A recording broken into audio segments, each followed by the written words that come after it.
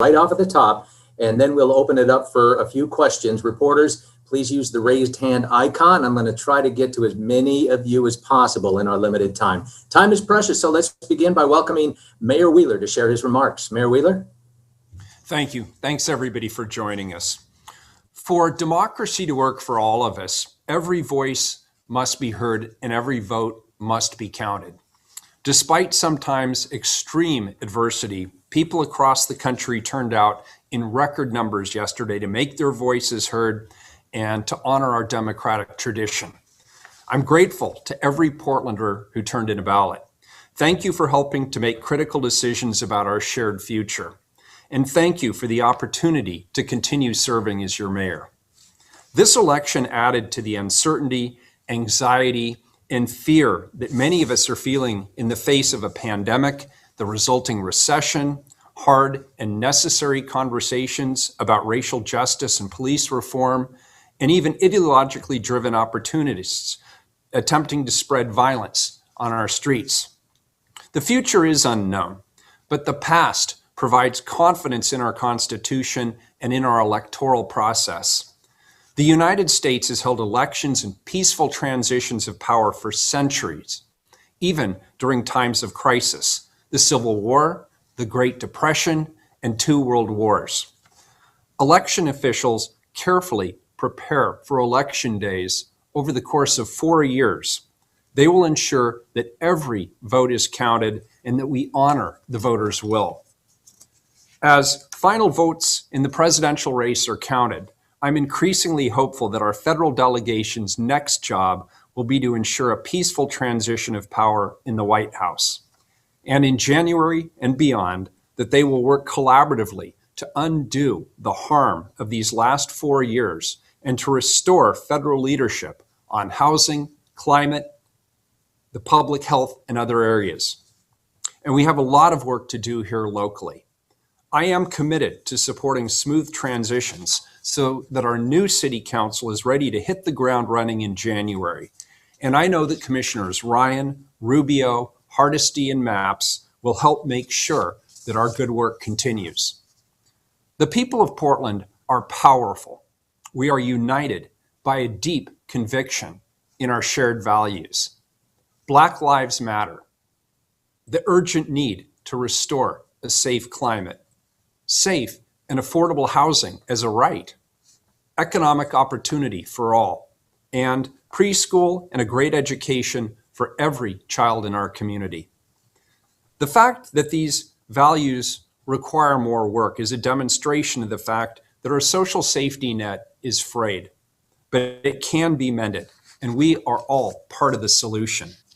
We can refocus our police and transform our public safety system with community input to address the root causes of crime with prevention, education, and support services.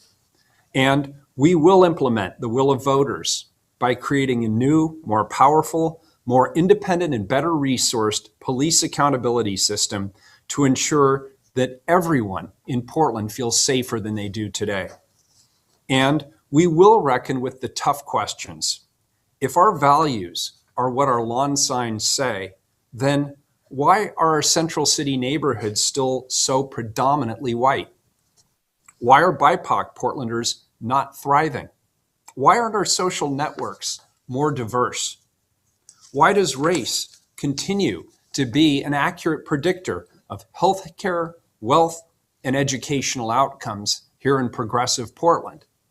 Why are we so resistant to basic zoning changes that open our neighborhoods to Portland's growing population of people of color? The last 4 years have shown what we can achieve together. I'm proud of our response to the global pandemic, and I'm proud of the progress we've made on housing, on homelessness, economic opportunity, and on climate change, amongst other areas. But clearly, there's still a lot more to do. As I look to 2021, I'm filled with gratitude and hope. This is not a perfect place, and we have many historical inequities to repair, but Portland is still a very special place. I know we will continue to rise to the challenge of the pandemic, doing what's necessary to keep ourselves and each other safe. And we will be intentional with this opportunity to build back better and to do right by future generations of Portlanders. Here are the core priorities your council adopted earlier this year and that will guide us through the changes ahead. Equity, climate justice, anti-racism, collaboration, communication, transparency, and fiscal responsibility. Portlanders turned out in record numbers to uphold the power of our democracy. The Portland I love and the Portland I believe in is full of people who care for each other, care for the planet, and are excited and ready to do their part so that everyone is safe, everyone has access to opportunity, and everyone can thrive. It's been a privilege to serve as your mayor. To those who voted for me, thank you. To those who didn't, I respect your choice, and I commit to doing my best to serve all of Portland and to listen to you and to helping us come together to create a better future for all of us. Thank you. Thank you, Mayor Wheeler. We'll now take questions from reporters. Again, reminder, put your hands up and I will call on you as I see in the lineup here. Everton Bailey with the Oregonian. Go ahead. Thank you very much, Mayor. Thank you for the time. You alluded to this a little earlier, and also you mentioned last night that you understood that there was a lot of people who were frustrated with the direction of the city, and obviously those frustrations and questions about your leadership from the public aren't going to go away. So my question is, do you have any specific plans to share on how you will go about rebuilding trust among residents whose support you've lost? I believe one of the key areas that needs to improve with my second term over the first term is the dialogue that we have with the public, the understandings that we're trying to reach. It feels to me that there's often a gap in the dialogue between the work that my administration is doing, what we're doing, why we're doing it, who we're working with, how we're engaging the community, and what the public's expectations are in terms of this administration. And so we're rethinking everything in terms of the coalitions we build, how we build those coalitions, how we extend the inclusivity of those coalitions. We want to be a very approachable and inclusive administration, and we want to build on the good work that we've done. But that to me is really going to be the core. It's building those opportunities for mutual trust, building, sharing, collaborating with the community, and being completely transparent in terms of feedback. What's working, what isn't working, and where are we headed? Specifically, what does that look like? Is that more community forums? Is that more press releases? Is that more, I mean, what exactly does that look like? Yeah, Everton, if I had to sum it up in one sentence, I'd say this. My work is not here at City Hall. That's obviously part of the job. My work is in the community. And what's really energized me over the last couple of months during this campaign is that I haven't been at City Hall. I have been in the community, and I've been sharing ideas. I've been collaborating. I've been listening to the public. Ultimately, I trust the people of this community. And as I've said on many occasions, the best ideas that we have from City Hall didn't come from City Hall. They came from the community. And I have seen the public respond very positively to the way that I've been engaged in the community and the way that I've communicated directly with the public. That includes more frequent press engagements like this. It also includes more opportunities for me to be out in the community, building coalitions myself with my team and my colleagues on the city council, or alternatively engaging with and interacting with coalitions that already exist in the community. And it's about being better about providing data and feedback to the community on what's working, what isn't working, what are our goals, how are we doing with respect to our goals and our efforts, and being fundamentally honest with the public about what's working and what isn't working, and at every step calling to action the community to work with us, whether it's on housing support, whether it's on some of the coalitions we've been building around protecting those and ensuring safe options for those who are living on our streets, whether it's working with people in the environmental space to extend our climate action opportunities as we've been doing over the last several years. I just think there's so many more opportunities for us to engage the public in ways that, frankly, I'm really excited about for term 2.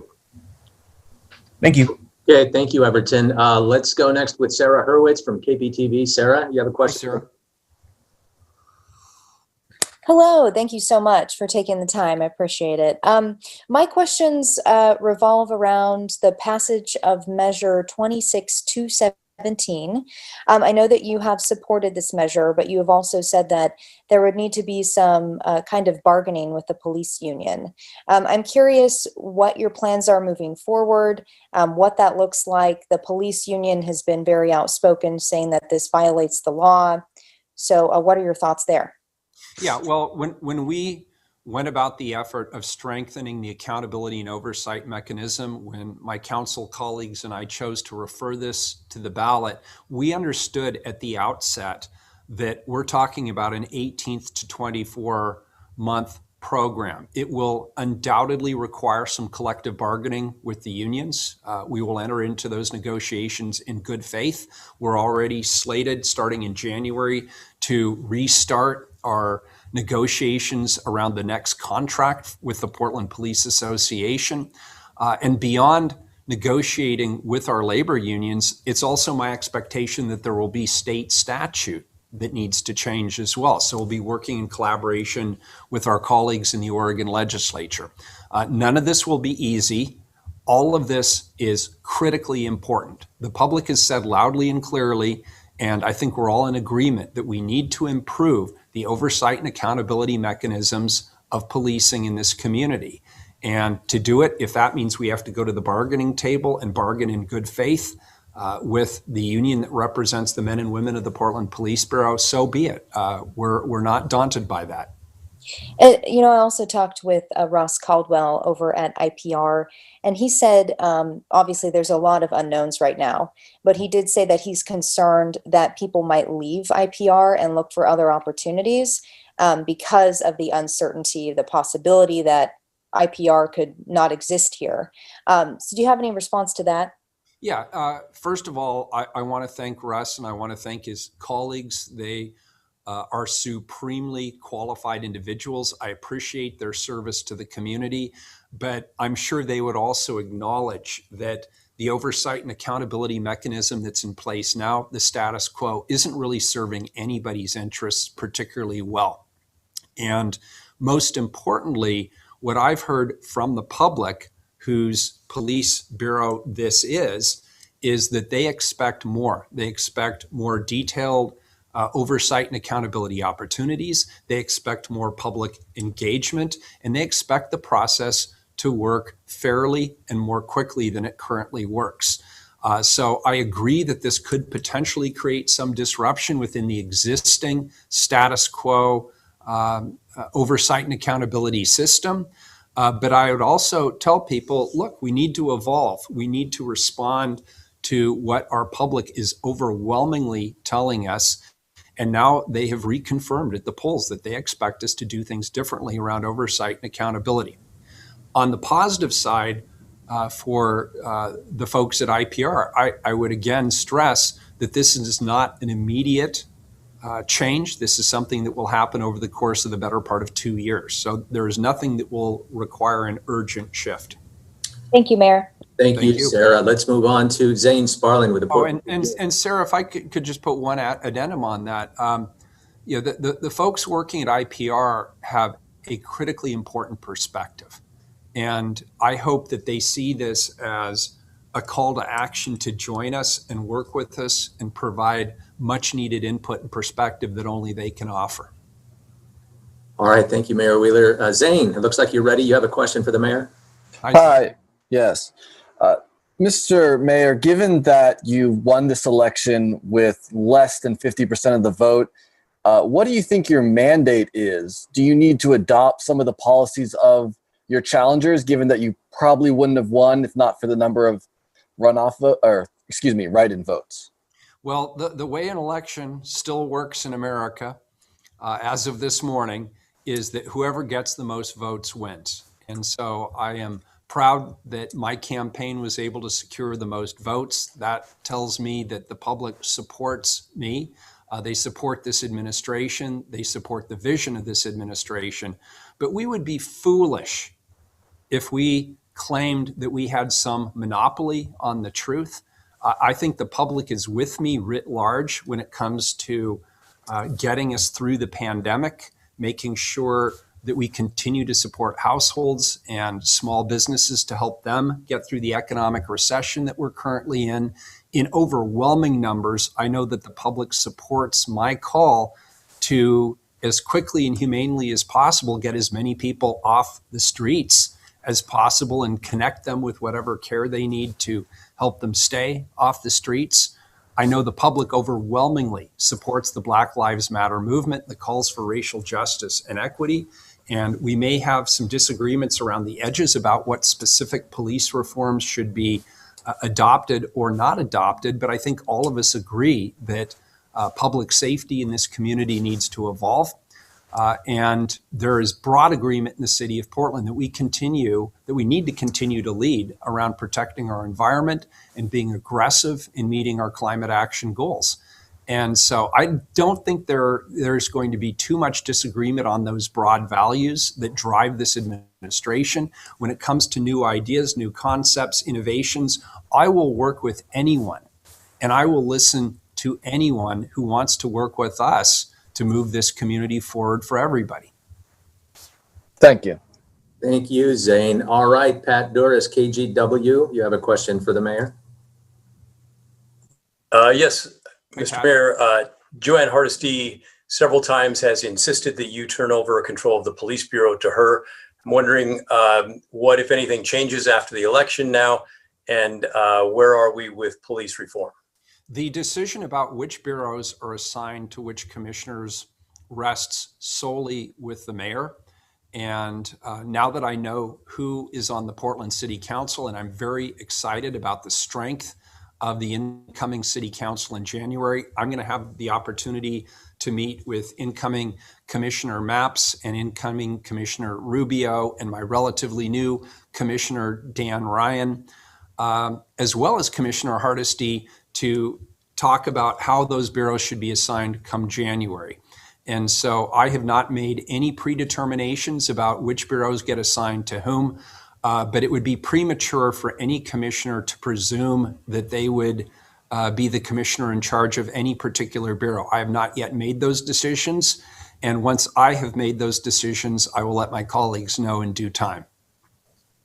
And will you keep control of the police bureau yourself? I have said on many occasions that all of the bureaus are up for reconsideration. Now that I know who is going to be on the city council, that will help me in my determination of how the bureaus get reassigned in January. All the bureaus are under consideration. All right, thank you. Thank you, Pat. Let's see, Alex Zielinski. Hey, Alex.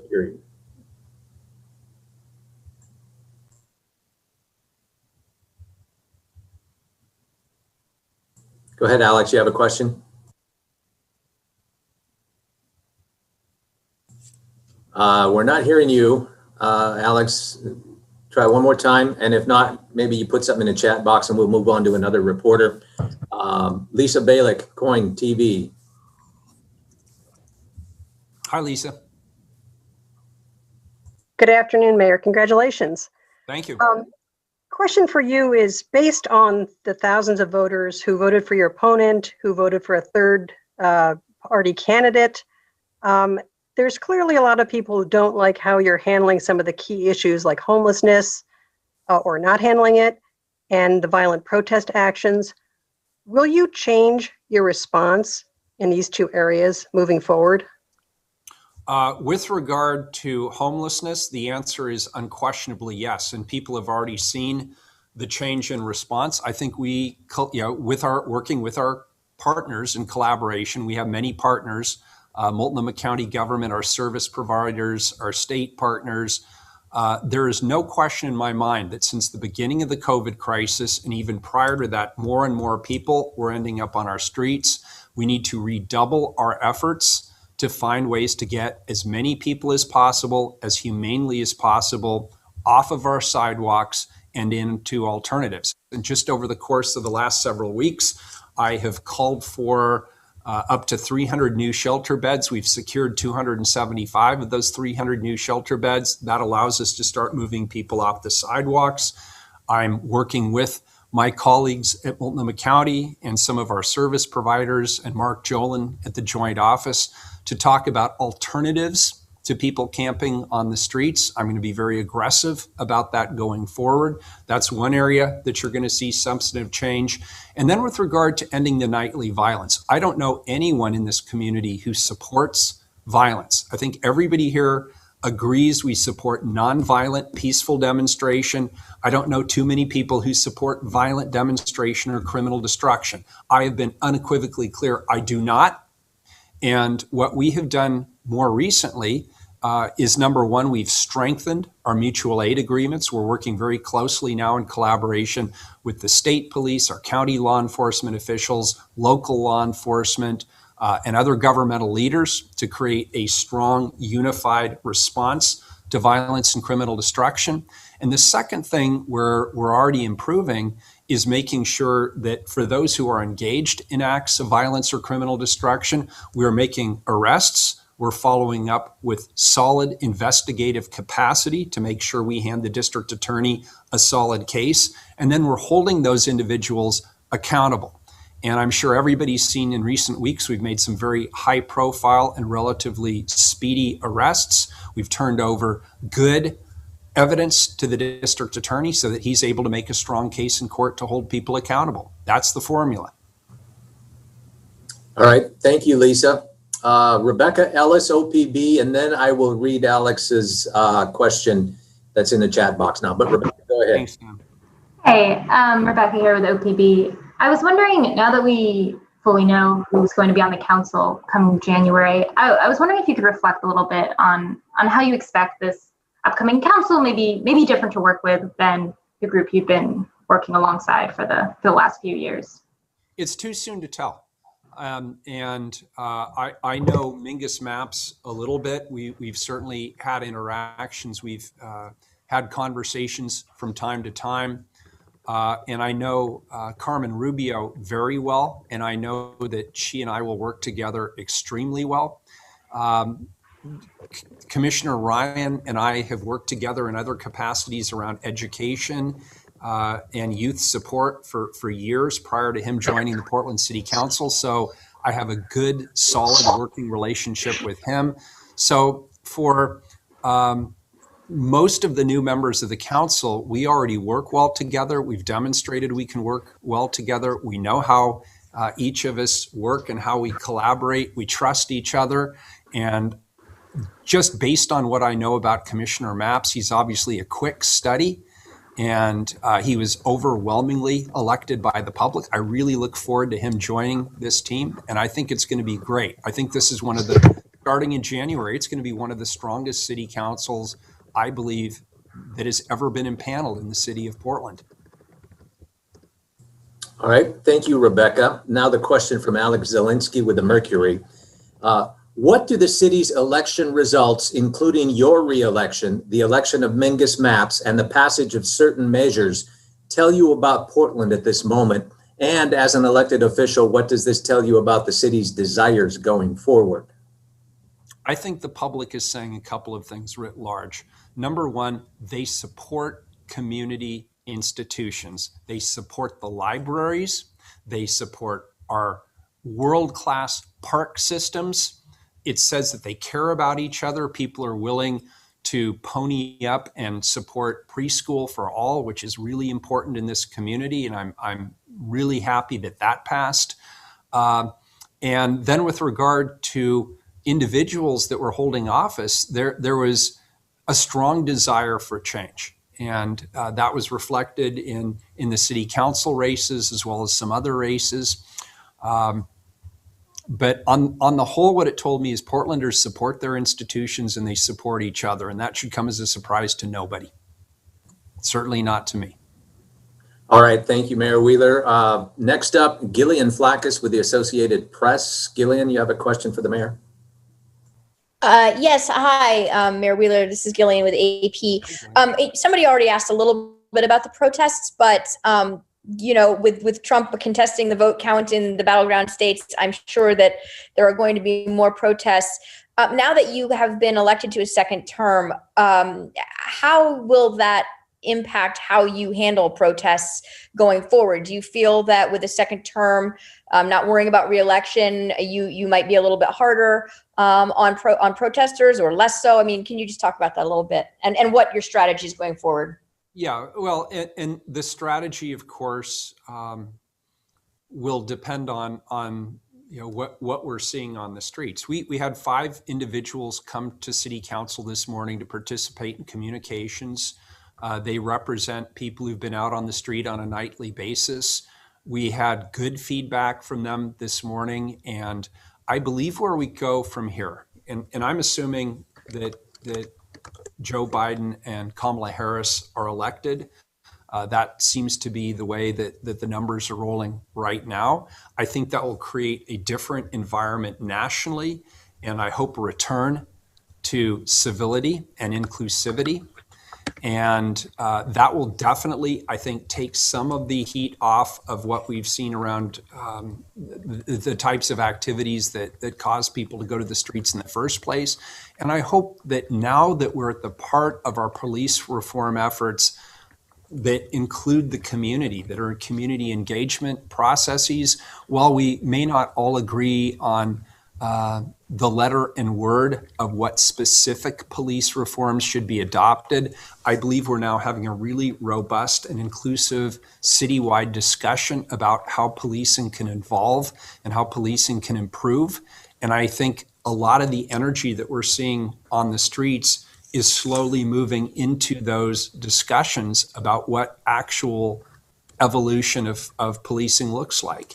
And that's the part of this process that I'm the most excited about. Okay, thank you for your question, Gillian. Maxine Bernstein with the Oregonian. Max, got a question? Yes, thank you, Mayor. What do you see the path forward for police reform in your mind? What would you like to see given the new makeup of the City Council in January? Yeah, that's a great question, Max. First of all, the new accountability mechanism that was just voted on by the voters, I was proud to be part of the City Council that unanimously sent that measure to the voters. I strongly support it. I'm glad that it overwhelmingly passed. That's obviously an opportunity for the community to engage directly around oversight and accountability. That's going to be a big thrust of our council's work going forward.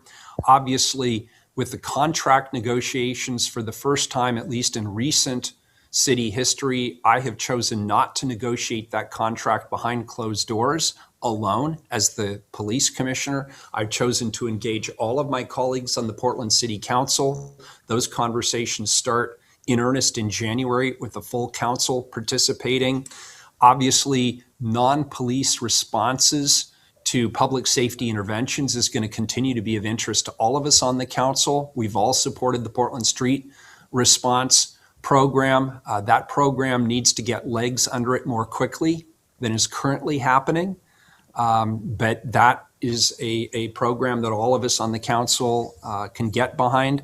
We, of course, have the charter review process coming up. That's another significant community engagement possibility, particularly around public safety. And then last but not least, when it comes to the calls for reducing the size and the scope of policing, that's going to happen anyway by virtue of the fact that we have guaranteed budget cuts coming for next year. And as the largest general fund bureau in the city, the police bureau will not escape those reductions. So I want my colleagues on the city council to engage in meaningful dialogue with the community over the course of the next 6 or 8 months about what those reductions should look like and what would have the minimal impact on public safety. Or alternatively, what kind of investments could we make throughout the city that would improve public safety that don't necessarily involve more police? Max, thank you. We have time for one more question. We're past the bottom of the hour. So Kelly Azar from K2, last question of the day. Hi, Kelly. Hello, thank you for the opportunity. We appreciate it. You are, Mr. Mayor, now the first two-term mayor since Vera Katz left office in 2004. What makes you different? Why have you gone for this second term? And how are you feeling going into it? And if you will allow me, after you answer that, I have one other quick question for you. Yeah, no problem. I'm energized. I have really enjoyed the last couple of months in particular. I've enjoyed getting out into the community as much as I could do so safely, given the COVID restrictions. I've had the opportunity to meet with a lot of people that I might not ordinarily be able to meet with outside of the opportunity just to spend all of my time outside of City Hall.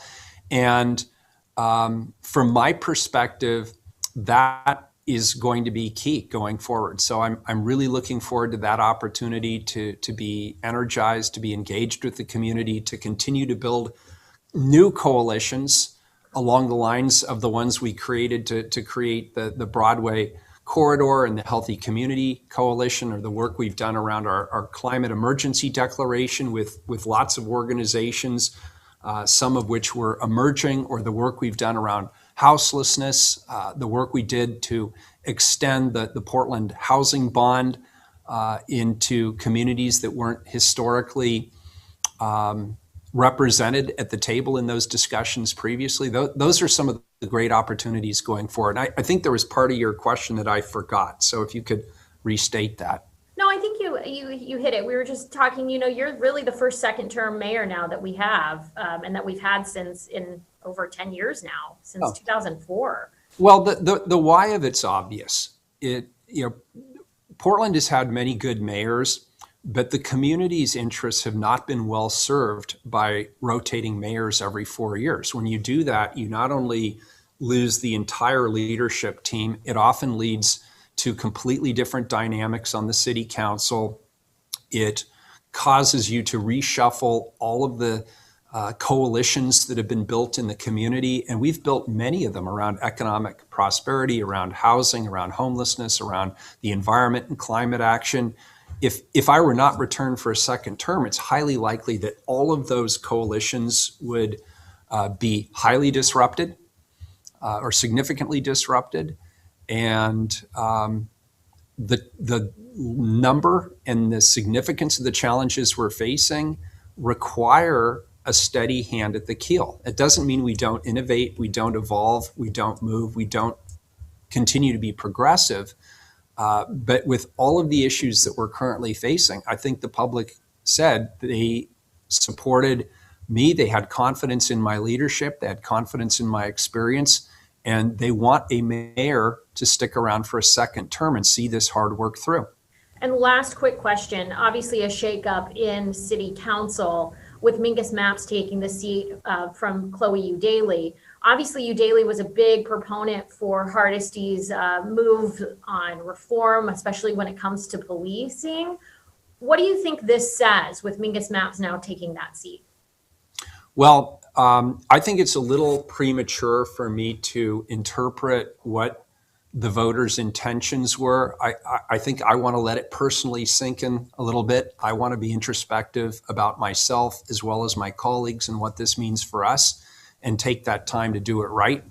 But with regard specifically to the fall bump and the proposals that Commissioner Hardesty and Commissioner Eudaly put on the table, I said last week that I wanted to take the time to go through the thorough analysis which was being conducted by the City Budget Office. Obviously, through yesterday, I was focused predominantly on the election, but I am spending today going through that analysis. I'll spend tomorrow morning going through that analysis. I'll have a lot more to say about it tomorrow and on Thursday when we have our second hearing on the proposed amendments.